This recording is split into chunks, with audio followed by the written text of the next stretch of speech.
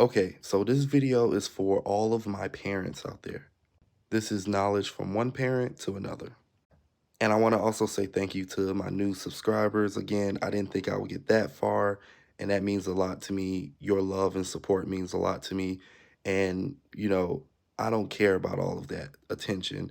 I just want to get a public message out there because, unlike a lot of people in the world, apparently, I want to live in a utopia. I want my kids to live in a utopia, not a dystopia. But you wouldn't believe how often I get called insane or crazy for saying stuff like that. As a parent, as a father, and most of you might relate, sometimes you feel like you can't prepare your children for everything in the world. Sometimes you feel like you can't teach them everything. And at some point, there's a vulnerability that lingers within you. And the truth is, you can't teach them everything. You can't prepare them for everything. But what you can do is avoid being a catalyst to that issue. There are three major things that you should always avoid as a parent. The first thing is never take away your child's innocence. Quit exposing them to everything.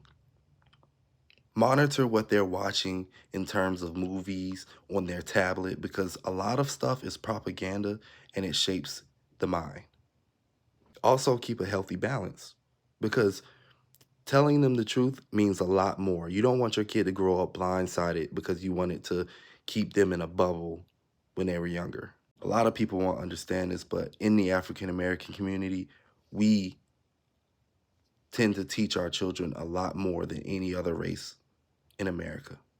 You have a privileged way of showing your kids how to think politically, how to do this, how to do that.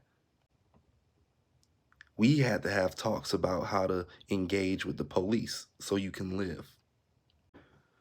The second thing that you never want to take away from your child is curiosity.